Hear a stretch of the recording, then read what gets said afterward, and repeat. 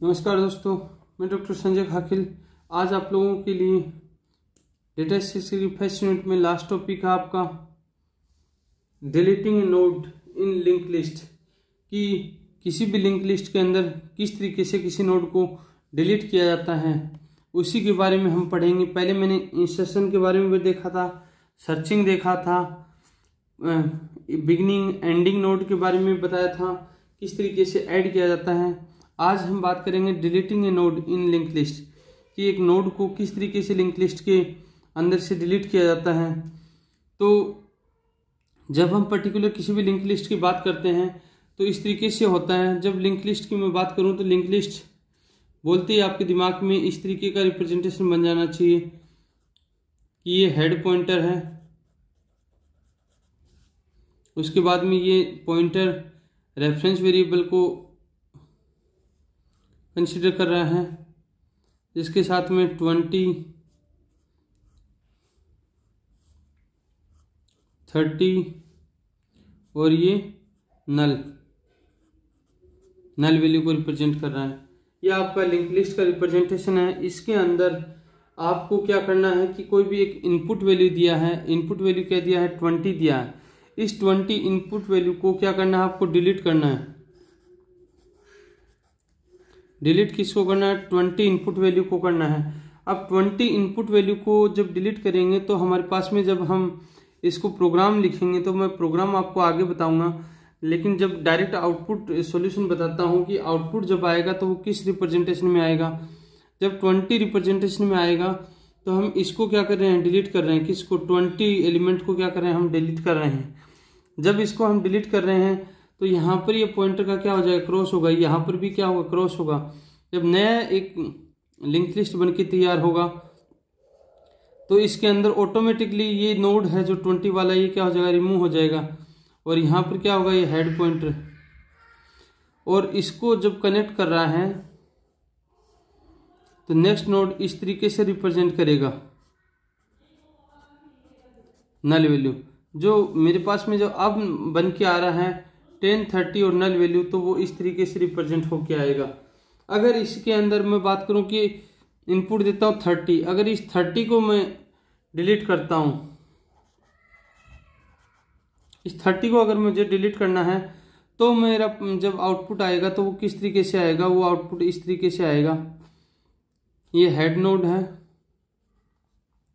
यहाँ 10 एलिमेंट है, पॉइंटर के थ्रू रेफरेंस वेरिएबल को कनेक्ट कर रहा है किसी डेटा एलिमेंट को, तो ये 20 और यहाँ पर ये 30, इसका ऑटोमेटिकली क्या हो जाएगा, यहाँ से रिमूव हो जाएगा। और यहाँ पर क्या आ जाएगा, इसका लास्ट एलिमेंट ये नल वैल्यू आ जाएगा, नल वैल्यू। तो इस तरीके से इसका रिप्रेजेंटेशन होगा जो आउटपुट के रूप में 10 और 20 के रूप में आपको डिस्प्ले हो रहा है। अब इसी क्रम में अगर हम आगे चले तो इसका एक छोटा सा एल्गोरिथम है जिसको हम देख लेते हैं। जब एल्गो की मैं बात करता हूँ तो किस तरीके से हम करते हैं एल्गोरिथम के अंदर। एल्गोरिथम की बात करूं तो हम करते हैं, if the head node has the given key, कोई भी की दे रखा है तो make the head node points to the second node and free its memory. जब मेमोरी को फ्री करता है, सेकंड नोड की मेमोरी को वो कंसिडर करता है और उसको क्या करता है, फ्री करने का काम करता है।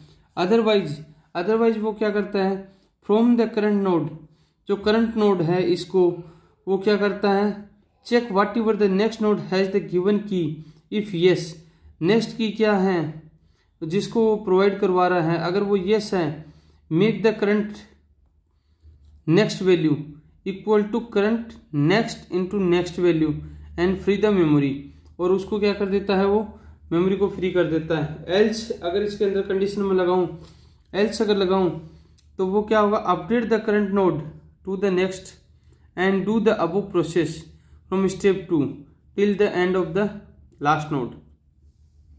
तो इस प्रोसेस को वो बार बार फॉलो करता है और फाइनली वो क्या करता है, एग्जीक्यूशन करता है, एग्जीक्यूट होता है। इसी तरीके से मैं आगे देखता हूं, जब पर्टिकुलर किसी भी हेड नोड के अंदर कोई भी एक की वैल्यू आपको दे रखी है और उस की वैल्यू को जब मैं रिप्रेजेंट करता हूं तो वो निकल के आता है, मैं प्रोग्राम के थ्रू जब डिस्प्ले करूंगा सी के अंदर, तो वो डिलीट नोड, एक नोड डिलीट करना है मुझे, जो स्ट्रक्चर टाइप का एक नोड है जो पॉइंटर के साथ में इंटीजर टाइप की की को वैल्यू को ले रहा है, वो की वैल्यू को ले रहा है, जिसके अंदर मैं एक टेम्परेरी वेरिएबल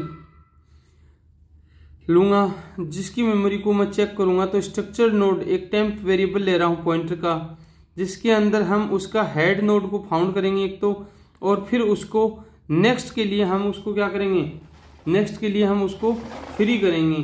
तो इसी क्रम में जब हम आगे चलते हैं तो उस चीज को क्या करेंगे, रिप्रेजेंट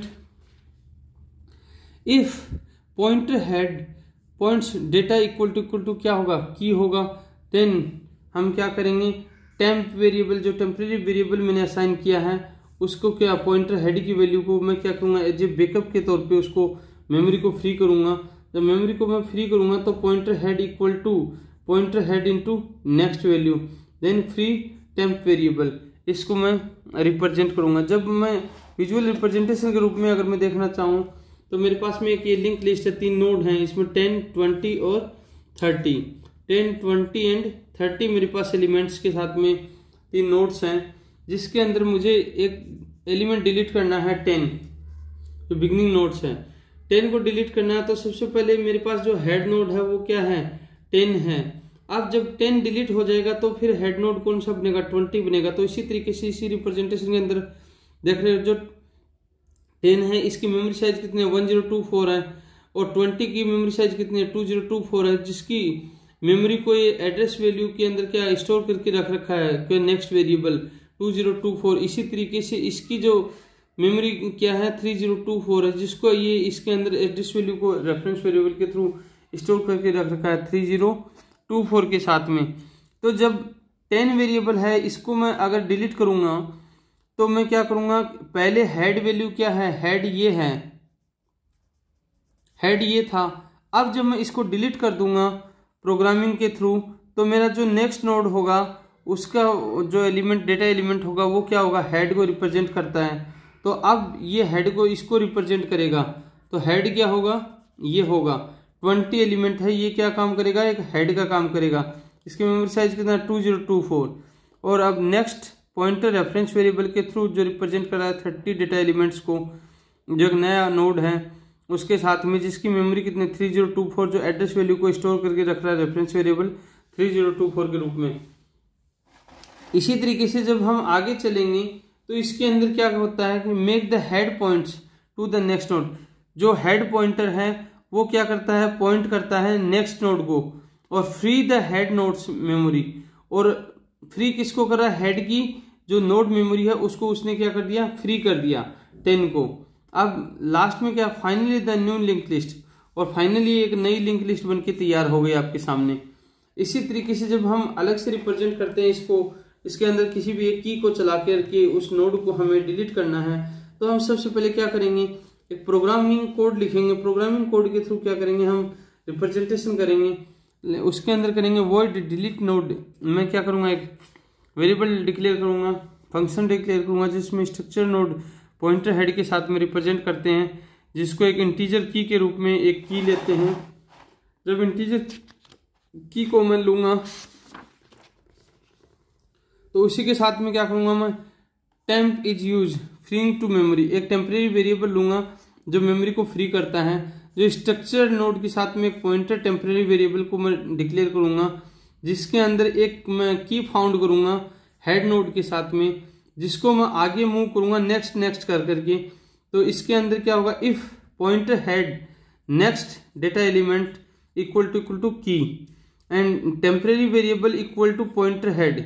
अब ये बैकअप के तौर पे मेमोरी है, उस मेमोरी को जब मैं फ्री करूंगा तो पॉइंटर हेड इक्वल टू क्या होगा, पॉइंटर हेड नेक्स्ट वैल्यू, और उसके बाद में क्या होगा, फ्री टेम्परेरी वेरिएबल। अब इसके बाद में हम आगे देखेंगे तो आगे क्या करेंगे, हम इसी चीज को रिप्रेजेंट करेंगे एल्स। एल्स में क्या लेंगे, structure node current, structure node pointer current equal to pointer head. अब वाइल कंडीशन लगाएंगे, इफ एल्स और वाइल की लगाएंगे। जब वाइल में क्या होगा, जब करंट नोड जो है एग्जिस्टिंग नोड उसके साथ में जब नेक्स्ट नोड की हम बात करते हैं नॉट इक्वल टू नल है वो, अगर तो इसके अंदर जो हमें करंट एलिमेंट की जो डिलीट करना है उस एलिमेंट को मैं आइडेंटिफाई करूंगा। Then if current pointer next equal to data elements equal to key. Then temporary variable को वो क्या कर रहा है, करंट वेरिएबल और नेक्स्ट वेरिएबल के रूप में वो कंसिडर कर रहा है।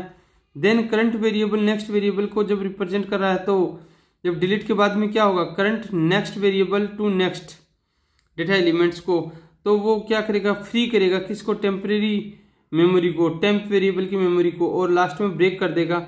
अदरवाइज वो क्या करेगा, करंट नोड है उसको प्रोसेस करेगा, current equal to current next node को क्या करेगा, वो प्रोसेस करेगा, जिसके साथ में वो फाइनली क्या करेगा, आपको रिप्रेजेंट करके एक आउटपुट के रूप में डिस्प्ले कर देगा। और आपका इस तरीके से एक लिंक लिस्ट का क्या है, आपका लिंक लिस्ट बनके तैयार होगा, जो 20-30 एलिमेंट्स के साथ में बनके दिखाई दे रहा है आपको। तो चलिए दोस्तों, इसी के साथ में हमारा डिलीटिंग एलिमेंट्स भी हो गया। अब हम देखते हैं सर्कुलर लिंक लिस्ट के बारे में, जो नेक्स्ट लेक्चर में आप लोगों के साथ में बहुत जल्द लेके आऊँगा। तब तक आप मेरे साथ बने रहिए, सेफ रहिए, सुरक्षित रहिए। मेरे YouTube चैनल को सब्सक्राइब कीजिए, लाइक कीजिए, कमेंट कीजिए। नमस्कार।